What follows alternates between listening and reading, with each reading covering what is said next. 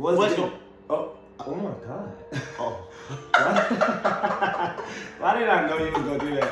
What's good, y'all, and welcome back to another episode of Free Game, where the only thing that we do on this channel is what? Skibbity ba ba ba ba ba ba ba. Keep it a stat, and I got my own brother here with me, Joshua Anthony Bennafield. Oh my God, government name.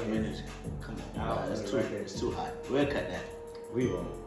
I got my boy Josh out here. We can talk to the people, man. What's going on, folks? What's up? Josh, J.A.B, you know what's going on. Come to show love to my boy podcast. Love that. Got some great combo for y'all today. For sure.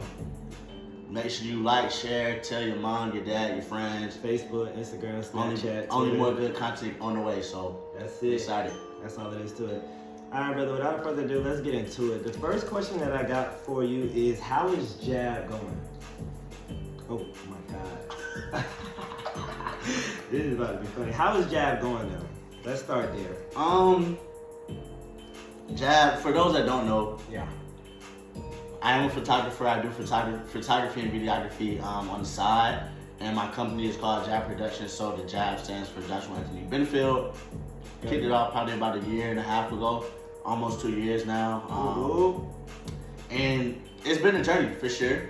And I guess to kind of answer your question right now, it's going, and so I have a passion for it. I have a passion for photography, videography, and I do love it a lot. Okay. But just kind of moving out here has been a transition period in general, and I haven't really been able to kind of find my grounding as I would want to. And I still have a lot of good ideas and things that I'm working on, kind of seeing in fruition, and I'm starting to just get back into it, doing a few little birthday shoots here and there, going to record a comedy show coming up, and so starting to kind of slowly get back into the groove. But yeah, I mean, it's still love it a lot. It's always fun doing it. Just kind of got to be a little bit more disciplined and really making sure that I continue to work and tap into it. For sure. So let me ask, what made you get into photography, videography? Is it just photography that you specialize in? Are you trying to branch out to the videography too? What does that look like? Is it a combination of both? What is the passion or the reasoning that really inspired you to go down that field? Yeah. I'm gonna switch the song. I don't like this song. Play some Rollo. I can't do that. Rollo Rodriguez is the best rapper right now. It's Raw Wave. Quote And me. he's not even a rapper. It's Really okay. the best artist of all time. Shout out to MJ on the side. Later. Jay is crazy.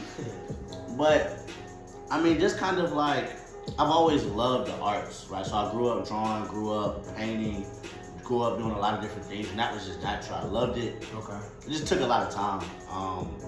And I think naturally kind of just got to college and things just didn't line up. And I thought I wanted to go somewhere else and do something different. Okay. You said things did or things didn't line up? Didn't really line up, just in terms of timing. Like, if you've ever done a painting Okay. or something like that, it takes a lot of time, it takes a lot of hours. And so I think Okay. I didn't really have the discipline enough at the time to really sit down for hours on hours, weeks on weeks to really finish. And I did love it. I love the finished product. I love the process about it. But it just took a lot of time, and I thought I kind of wanted to go somewhere different. But I did have a camera in high school that I would bring around here and there and just take pictures of my friends. Oh my God. No, I get it though. Just taking pictures of my friends. Yeah, just for fun. Very, very much for fun. Okay. And then college comes around and kind of end up getting just back into it. Took a few pictures for like this fashion vlog University Fixed, and from there it was like, you know, did a few graduation photos and things like that, and they kind of took off from there. But I think the two biggest things that kind of keep me engaged is one is it's just a creative outlet for me, and it has always been, and I think that's a part of me that I always need to feed, is that creative aspect. So at first it was drawing. I tried to DJ for a little bit. Right. You saw how that went. But and the DJ wasn't for you though. You feel me? It was cool, but yeah. And now it's kind of more on the photography side, videography side. So it's a creative outlet, and one, it just, I get to be around a lot of people. Like somebody different that I get to talk to, engage with every shoot, and it's fun. Like, it's just dynamic. It kind of keeps me engaged. I think I get energy from people, so that kind of is something that keeps me there. And I think that's kind of what's really got me into it and kind of keeping me moving, I think, within it. So No, for sure. I love that. And you brought up University Fits. For the people who didn't go to UGA or don't know what University Fits is, can you explain a little bit to them, like what University Fits is, what that looks like, what was the purpose of that? And so, the biggest thing about, I think, so University Fits is a fashion vlog essentially where people who wear certain clothes and things were getting highlighted on campus. And actually, University Fits is still a thing. So if you're on campus, you or fits. plan on going to University of Georgia, UFits is still a thing. They're doing a great job of keeping it alive, have a lot of different aspects and things like that. So definitely tap in. But it's really just a platform to appreciate the clothing, honestly, of minority students at the university. And I think for me, all of my family went to a HBCU, and so fashion and that culture is very big at those schools. It's big in the African American community and minority community in general, but I think it was just something that they have Fits page for a lot of HBCUs across the country, and so it was just like, okay, maybe let's bring this and let's see what this looks like, and just making sure that the black and the culture and our culture was still being celebrated where we weren't as much represented, right? It's only 8% of us for real, so it was just something to kind of promote and make sure that we're still celebrating what we do and what we love. So, yeah, I mean, it took off. It was getting a lot of good traction, and it's continuing to do well, and so it's kind of been revamped, and shout out to the people who are running on campus, but yeah. For sure. Shout out to the people who running it on campus. Was you ever on there? Y'all didn't put me on there. I actually a couple of times with on a fit. Maybe go to tape. Don't think I was seen. You know what it is. Can't catch every trick here, I suppose. It's alright. Some of the fits that I saw on there, Nah, you gotta get into it though. Definitely drip, so that's alright though. That's so nice. So my next question, Josh, is going back to the photography and the videography. I know that there was a big time period, a certain time period where it was really taking off in college. Like life was good,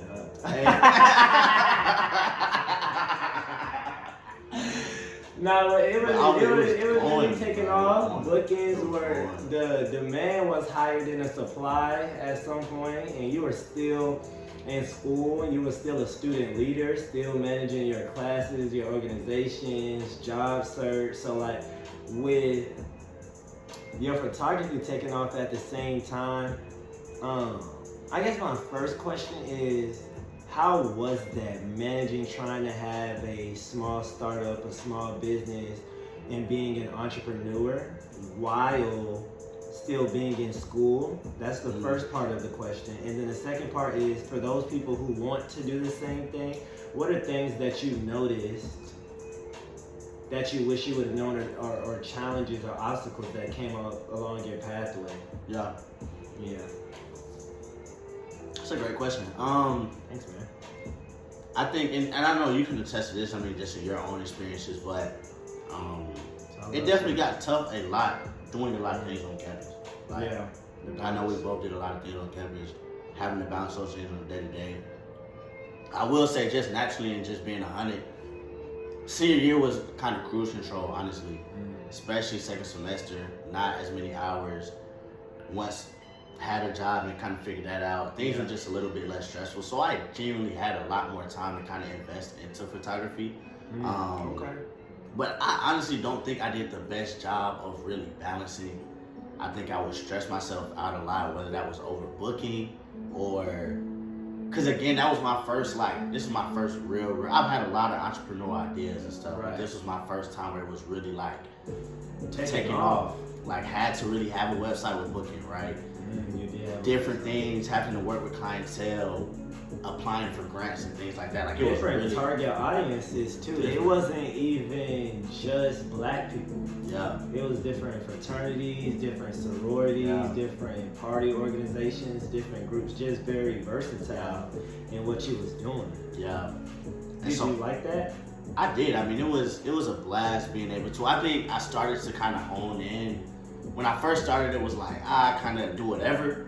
I think after a certain time, I kind of started to hone in on what I really enjoyed, and that was really more so like events and the things where I was a part of what was going on, right? Portraits, you're outside, and don't get me wrong, I do enjoy portrait photography a lot, but I like at the events, kind of getting those candid moments where people are just naturally in their state, right? Being themselves. If you're knowing that you're about to take pictures, you're going to look different, you're going to do things differently versus you just being you in whatever place that you was being in. And I like being able to capture those moments and giving somebody a photo of like, damn, I didn't know you got that. Oh yeah, I did, and now it's obviously profile pic, or now I see them using it. It just feels good. But going back to just kind of that first question, I think it was, so with that, it being my first thing, it was just I was learning a lot. So not only was I learning in school, but I was also trying to learn how to balance this. And being a senior, naturally, whatever I was doing, I was thinking about what that would look like in the future. Right. And so I was trying to figure out and really invest that time into figuring out, like, can I do this moving forward? What do I need to do to moving forward? And it was just naturally kind of hard to balance at times, but what advice do you have for the people who are trying to do that now? Yeah, I would say, I mean, one, you got to commit to something. And I think that's very, very important. I think people have ideas all the time, and I know, like, being an entrepreneur is the culture nowadays. Like, everybody wants to have an idea. Like, that's a stigma, but you have to really, really hone in and take that step to actually commit. I think that's the first step. And scheduling and organization is probably the second biggest thing. Like, I was never a person that would, beyond classes and meetings, I wasn't locking in my day-to-day of, like, what I was doing every hour, what I needed to be doing, a to-do list every day of things to take care of. If I forgot it, I forgot it. If I remembered, I remembered. That's not a good place to start, because you have organization, you got classes, you have a lot of things that you have to finish. Like, entrepreneurship is great. I was still trying to get my degree. I still had to serve in the roles that I needed to serve in for those organizations. And I think when people are trying to balance that, they have to remember, like, you can't overcommit yourself, or you can't overextend yourself to things. But a lot of that overextension just comes with how you balance and schedule out the time that you have. Like, a lot of times when I felt overwhelmed and felt like I was doing too much, I just wasn't scheduling and planning my days out right, or really using my time effectively too. So it really wasn't I was doing optimizing your time. Right, and it wasn't like I was doing too much. It was just more so the fact that I wasn't using my time effectively. Like, there's people I know that are doing great and successful, doing 100 things a day, but they know how to use their time. And so it's not viewed as being overextended or doing too much. It's just, I'm managing what I got going on. Managing what I got going on. And for those who don't know, it's called a box system. So, not to get off topic, but it's called a box system. Look that up when you can. It definitely helps you manage your time. I use it 100%, and for sure. And you basically write down everything that you want to do in life, right? You write down your hobbies, you write down your job, you write down if you want to go to the gym, you write down what you want to do, and you figure out what time frame, what time are you waking up. If you wake up at 8 a.m., okay, cool, you're going to go to the gym from 8 to 10 a.m., cool, you work from 10 to 5, cool, after the gym, what are you going to do? And then you adjust it and you tweak it and you try that system until the system works for you and for everything else that you have going on. So it's actually very beneficial, so look that up. It's called a box system. Is that something that you've been, I guess, using for? How's your process or journey been using the box? Since I've been using it, it's been really, really good. You know, honestly, I wish that I would have used it more when I was in college, when I was DJing, or when I was involved in my organizations, because once you put it in a time frame and in a system, it'll tell you, based off of writing stuff down, what you have time for and what you don't. It really will, and then it'll make you decide what is more important to you, because you can't do everything. Like, that's just not possible. So it'll make you decide what's more important to you. My next question to you, Josh, is what does a photographer and or a videographer need, the basic essentials to get started, to take off? Someone who is really trying to get into this career field, this path, what do they need as the start path? I mean, I wouldn't even say it's really a starter pack. It's more so just a starter item. You just need a camera. Just a camera. And honestly, and it doesn't have to be an external camera. Almost everybody I know has a phone. Right. Start with the phone. Android? Uh-oh. Yeah. Okay, so iPhone people. But just genuinely, like, it's photography at its core is just photography. It's just taking a picture, right? And you have the other elements, the professional cameras, the extra equipment and things like that. But I think to really start is really just getting out there. Whether you do have the opportunity to get an actual camera, if you don't have those means, go out with the phone, right? Start recording videos. Like, there's a dude named Cole Bennett. He's one of the most famous, really, videographers, honestly. He does a lot of music videos and things like that. Dirt, Yachty, a lot of the list goes on. Just for the people that he's done and he's shot. And he's done some of his most recent works and projects on an iPhone. Like, if you go and look at Lil Yachty's past 2-3 videos, they were shot on an iPhone, and there's different editing and different techniques, but I think he's just showing, like, you can work and create and craft with the simplest, with the simplest things. You need to get started, right? And have a passion for what you're doing. Yeah, and I think once you really, and I would just say, take pictures everywhere, whether that's of people, whether that's of landscapes, whether that's of event, like whatever it is, because you want to start to learn what your eye is, what you like to shoot, and what you just naturally have a good eye for. Like, I think that'll kind of go into the work that you try to do. Like, you might like to shoot something, but you also might have a great eye for another aspect that you want to kind of tap into as well. Like, you might just be able to do great studio shoots and come up with really creative ideas to really maximize that creative lighting, or you really do good in landscape. Right. And you really find good angles of a mountain that people want to use in their house, or they want to make that a wallpaper. So really just bringing out, having any type of camera, videos, or pictures, and just starting taking them. Like, being intentional with that, take them to events, when you go travel, if you're asked, whatever that might be, and just start practicing, honestly, and you'll start to figure out where you want to go and what you want to shoot. Great response. I love that.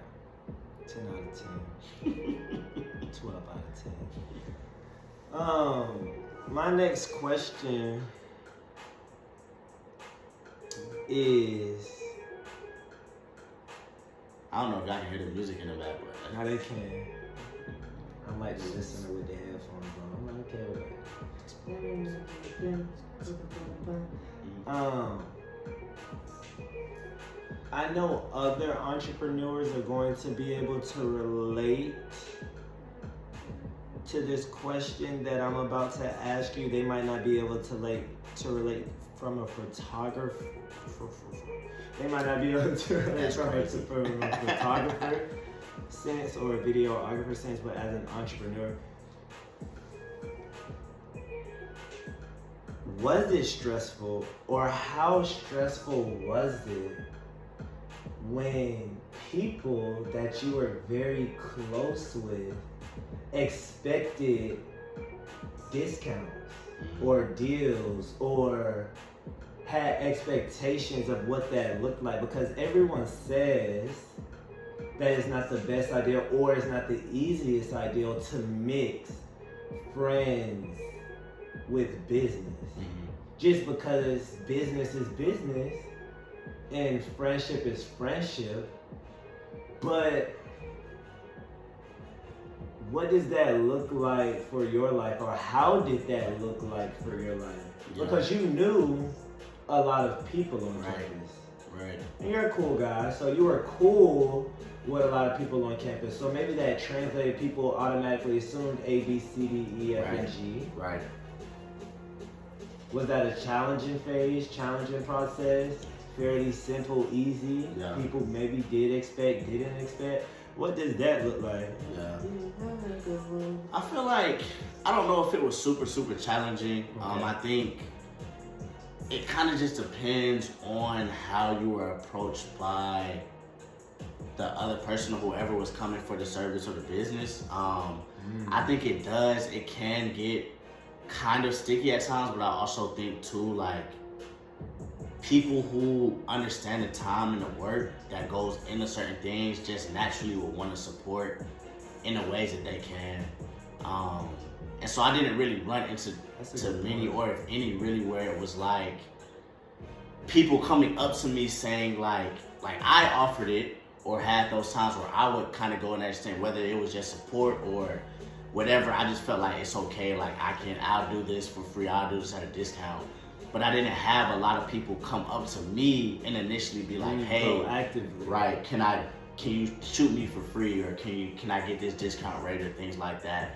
But I think it gets tough naturally for entrepreneurs in general, because like, especially around the people that I grew up with, you just naturally want to, once you're doing something well or doing something, you want to be able to offer that or be able to provide that for the people around you. Or when you're doing successful, you want to be able to help and bring others around you with you. Like, and so I think it might be like, well, if I can do this, then I'm not going to trip if you've been around for this, or we just have that type of relationship, because you've seen that journey, or you've seen how things kind of come into fruition. And if have a really close relationship with somebody, I feel like it, at times, I think, and I feel like other entrepreneurs might be able to attest, but just like if I eat, you eat type deal. Or like if I am doing well, you do well. Or if I have something, like I want to share this with you regardless. But I don't know if it was really that much of a challenge, because I think just naturally people respected that it was a business. And it did, I will say, it did take me a minute to get there, because I was shooting for free for a while before I started charging. But I think that was naturally just like building my portfolio, and trying to understand, like, do I really have what it takes to actually start charging people, and making sure that my product was good enough before I started putting the price tag on it. And so don't get me wrong, I shot for free for a long time and still do from time to time. But I think once I kind of established myself, and people would also, once you kind of put it in there and really commit and really show like, this is what I'm doing, and monetize that and properly market it as you're monetizing whatever that might be. Monetize your passions, you feel me? Monetize your passion. I'm telling you. I feel like naturally people will start to respect that and understand that, and will just approach it differently, or approach you differently. So, yeah. Know your worth. Know what you have to offer, but don't try to BS people either. No. Don't try to finesse and BS people either, because people can look at your quality for sure. And determine to them, and it is subjective and by perspective, but if it's worth it to society's perspective too. So I think that's a really big point. When you were DJing, did you ever have to go through that, of people kind of like asking you to do a party for free or for discounting?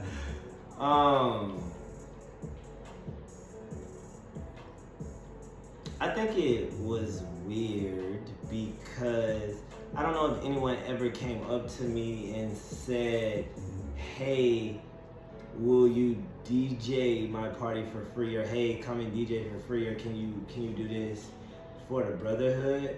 But I think it was said, but in a different format or in a different way. It was just more so like, hey, can you DJ for my birthday? But and not talking prices or nothing. Yeah. And the communication was very general. So me being me, I was like, yeah, for sure, I got you, cool. And I wouldn't ask for money afterwards, because I was cool with the person, I did love with the person, but I was hoping / expect at the end of that, it was like, here's $50 or here's $60 for doing service facts. Just like off the principle, off the respect. But there was a lot of times where that didn't happen though, and I didn't press the issue, or I didn't ask. It was just kind of like a damn type of thing. Because DJing is like, that's 4 hours. It's a long time. And unless you're a DJ, like, people don't really look at it like that. Yeah. But 4 hours is a long you gotta create part of your day. You know what I'm saying? Time, like, it's kind of long. So Even DJing 4 hours for $50 is It's crazy. insane. That's crazy. Even doing it for $50 is insane. But I did go through that at the time. I wasn't as vocal and as confrontational about getting the money, because at the end of the day, it's all love, and I always feel like things happen the way that they're supposed to and come back for sure. You learn something through every experience. But I did go through that. Other times, people did. If they didn't give me money, they would buy me drinks. Okay. They would buy me drinks to like make sure that I'm good in other ways. If it wasn't money wise, it was always like in a different form of compensation or something like that. So, and I think too, it also like, I'm just thinking about it. It would have been a lot different for us if we needed the money to live or to like, and I think that's where we were on college. We still were taking classes. We still had a trajectory, it was a side hustle. Whether the side hustle went or not. Like if the photography didn't win, I still would have graduated. I still would have found the jobs. Like I still would have had something going on. I feel like so, because I didn't need the money. Right.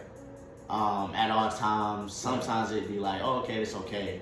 Right. And I know times when I did kind of need a little bit more, it would be more just subconsciously of me thinking about, okay, let me see how I can make some income or see how I can do that. But if it really just is a side hustle and you don't need the extra funds, I feel like it gives a little bit more flexibility of really being able to do things for free for people or at a discounted rate or stuff like that. So. No, I agree completely. Those are two different subjects, whether that's like your full-time job versus it being something that you're doing in undergrad. You know what I'm saying? How much money did you make? No, I'm just playing. Solid.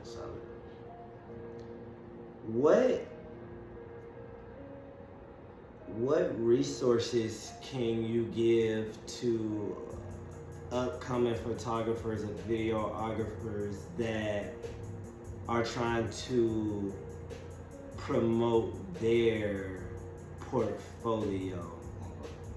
Whether that's them being in college or them being outside of college, like, they need to take photos and just take photos, but like, okay, now after I'm done taking photos, like where do I market my photos? What do I do? What does that look like? Like how can I get my likeness and my brand and my image out there?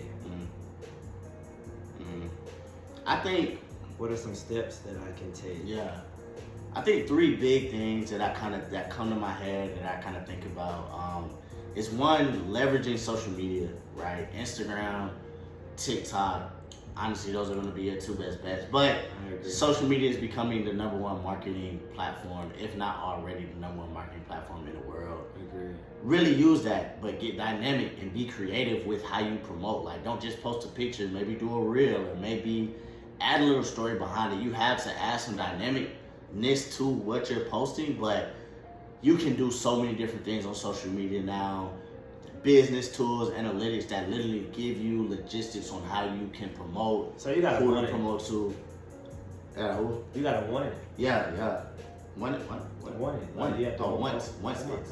Want to promote it. Oh yeah, like you gotta want it. You gotta want it. Instagram is a big. I mean, Instagram, TikTok, really big.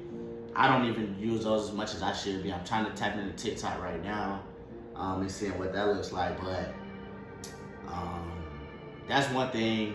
I think secondly is using your friends as models for whatever market that you want to get into. So if you want to really do portraits and outside portraits, go shoot your friends and be creative with the shoots. Like, hey, can you do this? Have this look. Hey, let's try out this outfit. Or if you want to do studio shoots, get some studio time. Invite 2 or 3 of your friends and go in the studio and shoot them. Figure out what you like to do, figure out what you want to do, and you use those photos to get there, right? If you see a picture on Instagram of a shoot that you really like, and you're like, hey, I kind of want to try this out, use the people around you that you know will come and do the shoot. right? And just be like, hey, if you got some, people love pictures, people want pictures, just naturally. So it's nothing to ask somebody like, hey, can you want to do this shoot? And you really use your friends and use the people. Use is a weird term, but you're having them be your models and things like that, and they're right there with you. Yeah, use. There's nothing wrong with use though. Yeah. It seems negative. Wordy, but yeah. But it's not though. It doesn't have to be. Right. It doesn't have to be. It doesn't have to be at all. And then lastly, when you're taking your photos around and when you're taking your pictures around, when you're taking it everywhere, especially in public places with a lot of people, so if you're going to events and things like that, that's really when you're really going out there and marketing yourself. Like, hey, I'm a good photographer, let me take a picture of you. Or if you just have your camera around, people are going to be like, hey, can you take a picture? That is some of the best marketing that you can do to really get yourself out there. Because not only are you connecting with them and you're getting them pictures later on, they're going to reach back out and be like, hey, if they really like the pictures that you took, hey, I got this event going on, or I got this going on, or something like that. You start to get followers for your page because people are coming to the page to get the pictures, right? There's just a lot of little things that go into that quickly start to build your network, build your platform. I mean, like the first big event I did on campus, I probably got a couple hundred followers just off of the principle that I was taking pictures of so many people and they wanted the pictures. Nothing extra, just the simple fact that they were coming back for the pictures what allowed me to build that network, and then it transpired into, hey, we got this going on, can you come shoot this, or let's do this, or do that. So it's just a chain, but you just gotta be boots on the ground and really going out there and taking the photos. That's an interesting phrase. Yeah, boots on the ground. I mean that, like go to work. That is that Atlanta thing? Nah. Shout out Atlanta. Shout out Covington. Yikes. City of Violence? Yeah, City of Violence, Covington, Georgia. No, sir. Newland County, New Code. Stop it, please. We actually don't say New Code. But we should start. Y'all shouldn't. Like G Code. No, that's not y'all. New Code. It gotta have the ton in there. Nah, but New Code.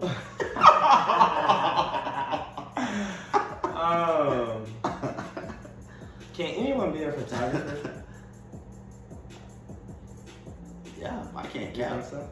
Yeah. You just gotta know your market. Cause I feel like that's interesting. You might take different pictures that a lot of people might be like, you don't really have the skill, but then you'll find somebody that's like, I love the way you take pictures. Come take these pictures, and then that'll be that market of, okay, other people like it. So I don't know, I think everybody is naturally a photographer. It's just your perspective. Just your perspective. Like, That's you all can it is. take pictures on your iPhone and post those in a photo dump. You're technically a photographer. So some people's perspective is just highly sought out than other people's perspective at that point. Like the quote unquote famous photographers, or oh my God, they caught this. It's not necessarily that they're a better photographer. Their perspective is just right. Because there's a bunch of people that could be like, shit, everybody can say they're a DJ. correct. Or if you play, I mean, technically, if you play music, and once you get into my different, craft is a little more. I respect it. No, I respect it. But it's like, maybe in certain occupations, everybody can't be it. Like, everybody's not a doctor. Correct. Or not. No, correct. Yeah, everybody's not a doctor. Everybody's not a I'm doctor, with you. right? I'm with you. Everybody's not a doctor. But it's certain things I feel like, Everyone, especially in the arts, everybody could be. Everybody could be. Everybody could. Basketball player. Right. Shoot ball. Everybody is a basketball. Or anybody who plays shoot a ball. But everybody can't be a doctor. Right. Everybody can't be a lawyer. Right. Everybody can be a photographer. I think so. Phone snap, click. Phone snap. Cool. What are some common things? Are there dummy worms, guys? Trust me. They're solid. Oh. They're definitely, they're not super chewy. Oh, God. This is not good. I bought these for him because he likes these, but I didn't get the right ones. Thought I was doing a good deed.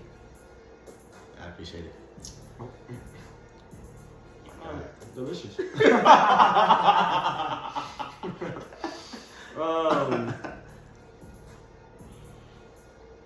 What are some common things that you noticed in upcoming photographers who have either reached out to you, or maybe some photographers who haven't reached out, but you saw them try to penetrate the market that might have taken off that like they wanted to? What are some common errors that you've seen or noticed or recognized? It's a great question. I think, and I have a good bit of kind of personal experiences with this, but Thanks, man. I think naturally, like when people look up to somebody, I think it's very, very easy to get into a habit of trying to do what they're doing or recreate what they're doing. And I think at times, like people who have reached out to me, or this actually, so I think it Free game.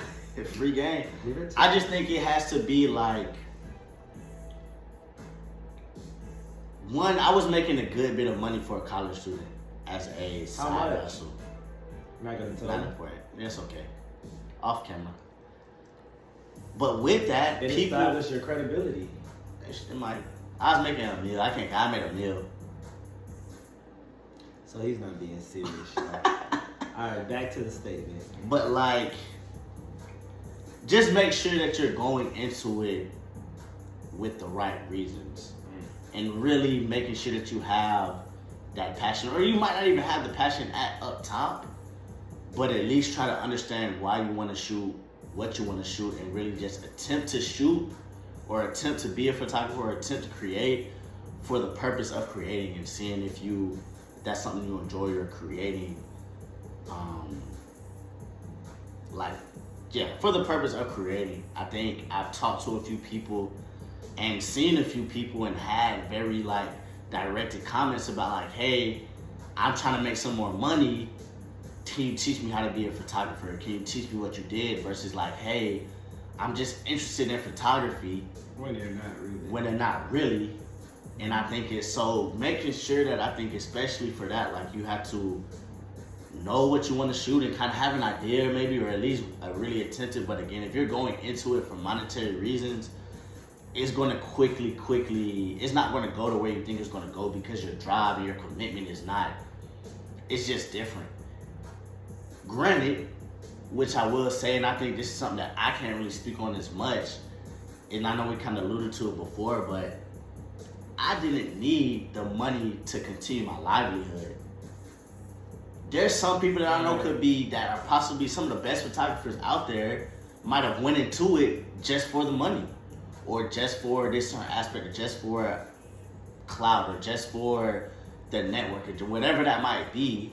And if that is your main drive and that's your main motivation, then by all means, right, use that, push that. Like, I can't speak on what is your motivation, what's your passion, because there's people that have grown up in situations where money is, they just view things differently. Like, I've had the luxury and been blessed enough to have an opportunity to kind of explore passions not having to be backed by money, but I know a lot of people don't have that luxury. So really just figuring out what your motivation is, right? If it's a passion for that photography, it's a great start. That's a great point to start, because you want to continue to do it, whether that's going well or not. And say it's something different, that's just a point for you to understand. But really just take some time to understand it, and don't just do it because you see somebody else being successful at it. Because everybody's not going to be successful at whatever they might be trying. I agree, don't copy and paste. Right. Everybody has a different passion, different destiny, different heart for stuff. Yeah. And one more thing, if you... God, leave! No, I'm playing. My bad. Nah, I want them to hear it for sure. But even like specifically, and I think my last answer was a little bit more just kind of directed to people trying to get into entrepreneurial spaces in general, but photography specifically, if you are, when it comes to, like we said earlier before, like Chris said before, not copy and pasting, you want to have something about your own style, about the pictures that you take. That makes you different. That makes you different. How you edit, what certain aspects you like to use. I think like, that's so real with entrepreneurship and or content creation, and I don't think there's nothing wrong with benchmarking and looking up to people who you inspire to be similar to, because it's like a path that they created, something that sparked. But I don't think people generally understand that if you're trying to replicate someone's personality or somebody in life or the way that they do something the exact same way because they got famous off of it, you're literally not going to get famous or blow as much as they did, because it's already out there. They don't want two of the same. They don't want two. Throw that instrumental on, everybody. They don't want two of the same people because they've already experienced that new, that different. And I feel like a lot of people make that error. If I do exactly what they do, I'm gonna blow exactly like they did. Maybe if you did it before them, yes. But now that we have that, we need something new. Right. So you gotta be able to put your own twist, your own natural pizzazz on what that looks like. Facts. I just wanted to hone in on that point because I noticed that a lot. Yeah. People ask for advice and there's nothing wrong with that, but people take their advice and try to 2.0 you. You feel me? Like, or 3.0 do you. something different. You don't have You gotta do something different. Yeah, you don't have your name written. Yeah. You gotta bring value. Like you gotta bring value. Value proposition. You feel me? Key terms, business. Terry. Facts. Terry. Shout out Terry. Shout out Terry College of Business. Shout out Lions. Uh-oh. I'm tired of too much. Shout out Charles Lyons. That was my boy, my professor. Last question. If you had to wrap it up in one sentence, one piece of advice for my photographers and my videographers and my entrepreneurs out there in the world that's watching this, what would you tell them? What comes to mind? What's on your heart? If you could only put it in one sentence.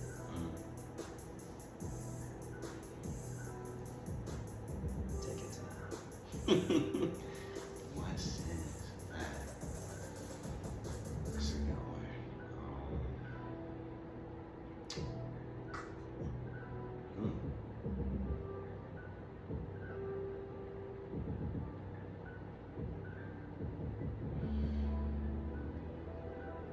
It's a little quiet, huh? It's very quiet. I can go while you're thinking. Yeah. I wanna. If you have a. Something did come to mind. I genuinely think that mine is so much simpler than people make it be and less complex, and it's really just being who you are as a person. I truly do believe in life that if you're being who you are, things happen the way they're supposed to, and people say, but I wasn't who I am now, but that's why you are who you are now, because of the way that things happened when they did, and you realize that, you recognize that, you grew from that. So my advice is be you, be passionate, because if you're competing, if you love photography, you love being an artist, you love being creative. Yeah. I don't.